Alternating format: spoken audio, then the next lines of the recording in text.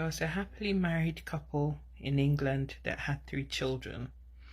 And one evening they had dinner together, and the mum or the wife had gone upstairs to put the children to sleep. And while she was up there doing that, the guy decided to use the opportunity to try and extract the wife's best friend's numbers from the phone so that he could contact them to plan and organize a nice surprise 40th birthday party for the wife. So he got the phone, lying in the couch and getting hold of all these numbers when the wife came down from the bedrooms upstairs and found the husband holding her phone. Oh dear, she went berserk. She lost it completely, and a big argument ensued. It started off with, "How dare you pick up my phone? How could you do this?" And the husband said, "But I just went in to get some numbers. The few of your friends that I was trying to call, for what? For what? If you want their numbers, can't you get that from me? Did you have to go scrolling in my phone? What? Where is all this thing about having privacy? Can't I just have a bit of privacy in my marriage?" Yada, yada, yada. The guy didn't understand why the wife was reacting like that, because this was just an innocent thing. He just wanted phone numbers so he could call the friends. Okay. So this argument went on and on through the night for hours, to the point where he was starting to lose it. Now, in order not to react violently, he decided to just get the keys and leave. Hopefully the wife will blow off steam and things will come back to normal, and then they can have the conversation and settle whatever differences they had. So he grabbed his keys, started driving, and then decided to go to, there's this Caribbean couple that had taken their mom as their children, and they go spend their Sundays with them and have fun. The Jamaican couple were an older couple, so they were kind of, counseling and advising them, helping them to keep their marriage afloat. So he called them and they asked him to come over and spend the night. So he did. Following morning, he had to go to work, and he decided that his work was much closer to their parents, let me say that, their parents' place. And it made sense to just go to work from theirs rather than drive back home to get showered and then go to work. So he left theirs, had a shower, grabbed breakfast, and then went to work. On the way to work, he had to buy some petrol. And when he got to the booth to try to pay for the petrol he had bought, the card stopped working. He just thought it might be some customer service issue. Didn't think any of it, called their adoptive parents that he had spent the night with, and the wife came and bailed him out with £50 to fill his tank, and he continued to work, and she went back home. But things were beginning to get a bit strange, because they couldn't understand how none of his cards seemed to work by the booth when he went to pay for stuff. Only to then drive into work and find the police there waiting for him. So he turns up and they ask him, "Are you Mr. So-and-so?" He says yes. And they say that he's under arrest for abusing his spouse physically in the course of the night. And he's thinking, me? But I wasn't even home.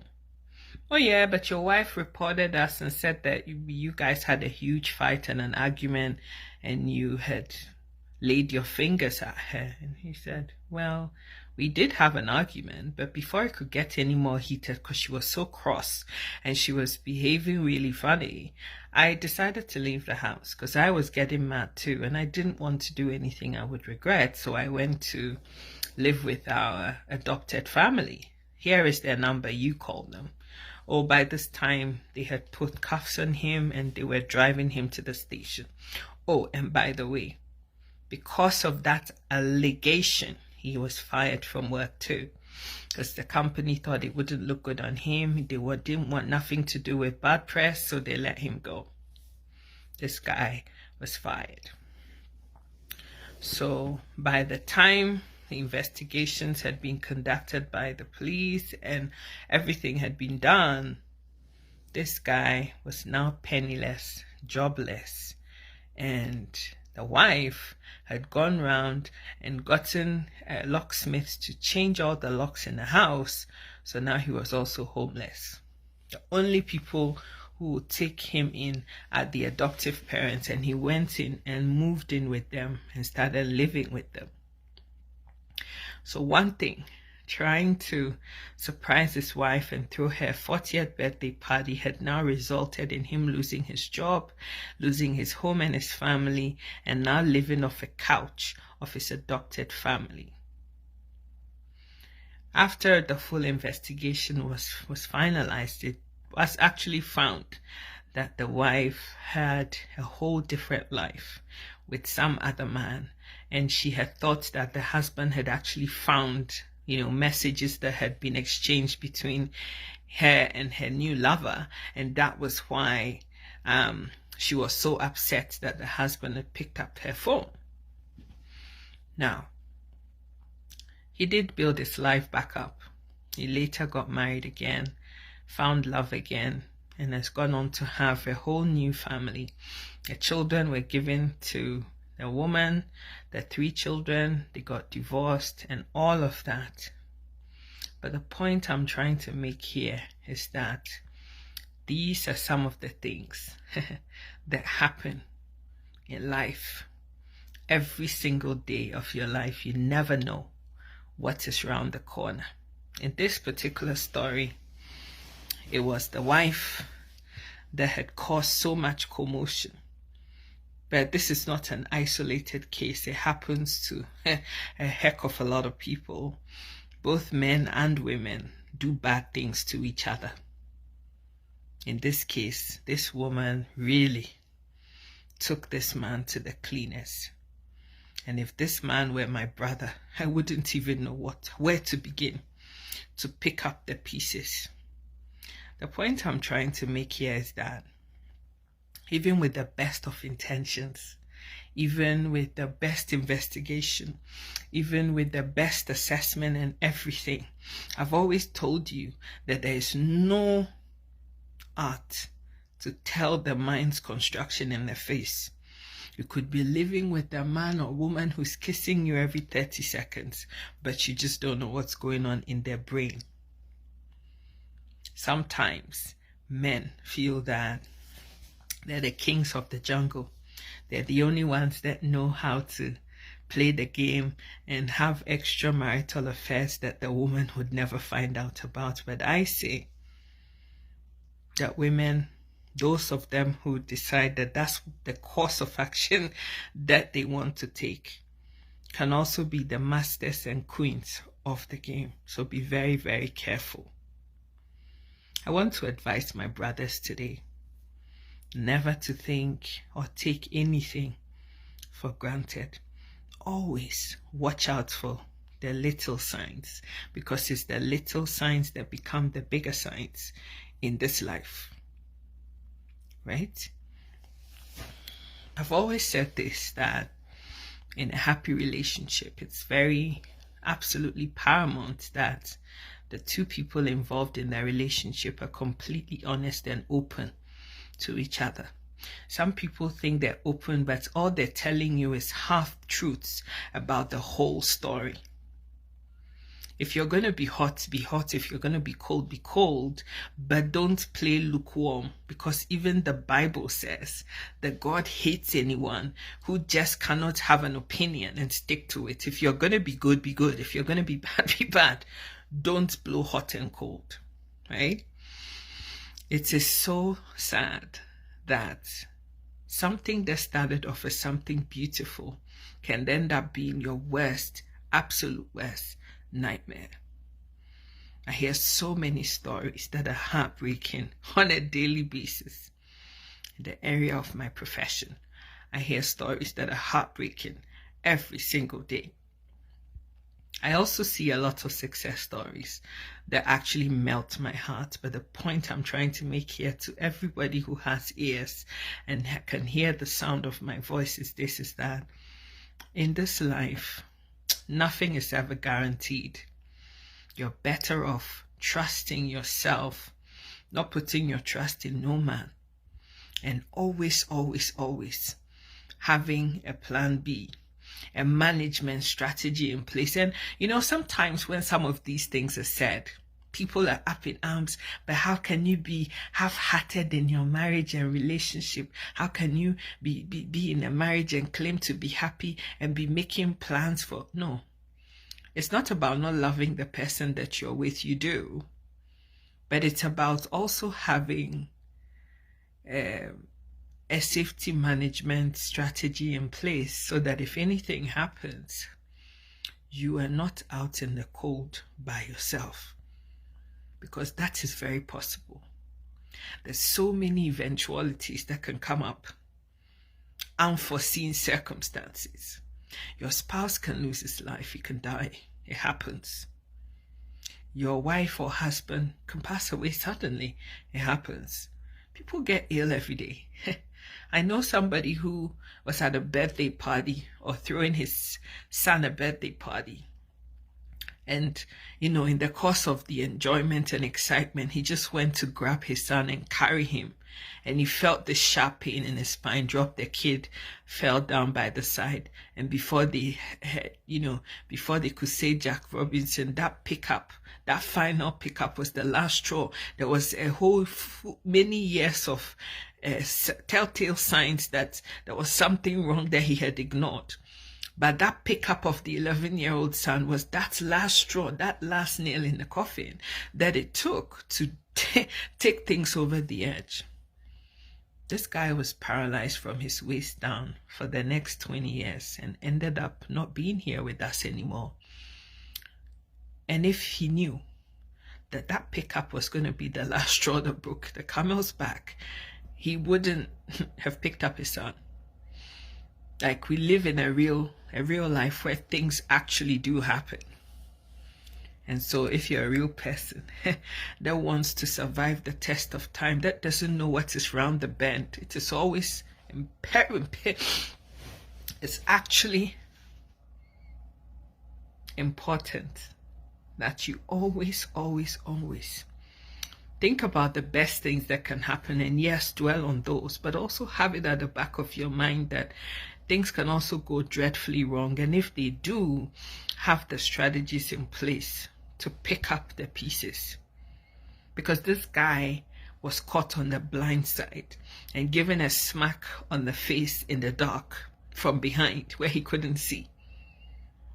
And his whole world came crumbling down in half an hour just because of one action that he had taken.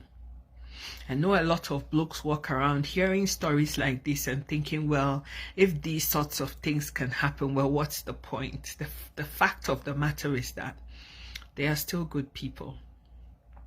And I still believe in love and chances and everything. Because, if you choose to go on that high ground of building glasses and metallic walls around your heart, you're not going to live a happy, fulfilled life. We just have to understand that hurt, rejection, pain is part of life.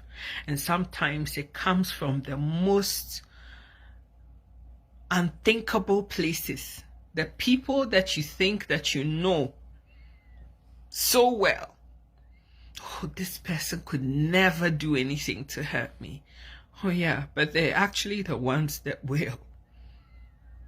They are.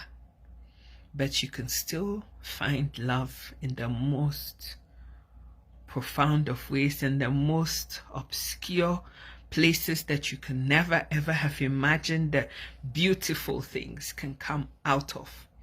But all I want to say to somebody who's listening to me today is that always have your eyes open and catch the small signs, the telltale signs. Men especially are generally not very good at this.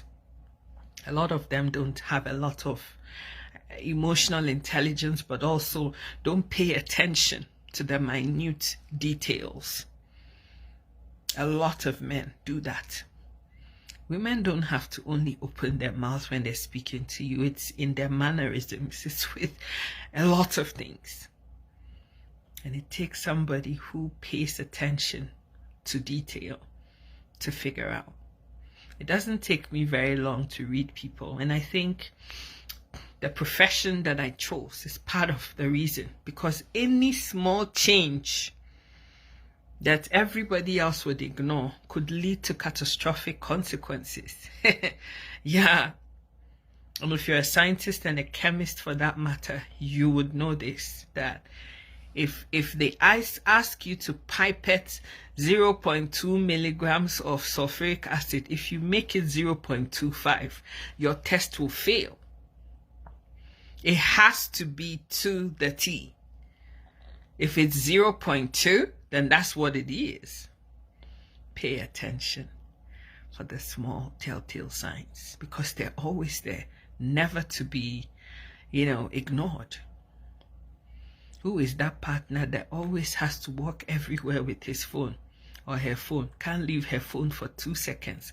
Can't leave his phone for 2 seconds. There's some people that actually have held their phones to the washroom and either dropped it in a water closet or have been so absent-minded about what they have in their hands that they've poured water on it, a sponge, to bathe themselves. What is it that is on that phone, which is coded, that your other half doesn't want you to see or read? What is it? Ask yourself those questions, and if you can't find any logical answers to them, have your own thing in place. Life is meant to be enjoyed, but you have to enjoy it and still put measures in place. That this amazing man that I found that now loves me more than sense. Tomorrow when I need him and he's rejected me, what am I going to do? This beautiful wife that I have, if tomorrow she decides that she's found somebody who's 15 years younger than me, who can do the jiggy better than I can, what am I going to do? And always have an exit strategy in place. If it never happens, farewell and good. But if it does, you are not left out in the cold, in the rain, crying in the rain, because nobody would be able to differentiate between your tears and the rain. Guys, love hard, love well, but also have your eyes open. The telltale signs are always there. I love you guys so much. I want to see people succeed and thrive in 2023. If you haven't started to, reflect on your year and think about what it is that you actually want to achieve and take the actual necessary steps to make it happen, I have a live class on January the 7th. I've put out a pinned post on my page. You can click that pinned post at the top of my page to the webinar and book your spot, because we're going to be talking about real life examples and things that you can do to set yourself up to have a different year in 2023. You've been procrastinating and talking about things and how Jesus is going to do this, that, and the other. Jesus will do it. Jesus answers prayers, but he also wants you to position yourself for the blessing. And that is where the planning all happens. So click on that link, sign up, and let's have fun on the 7th of January and learn how we're going to make 2023 a year among years. My name, as always, is Sika of Sika Educates. I love you guys so much, every single one of you. May the heavens bless you and may you never lack anything. I love you. Mwah. Bye.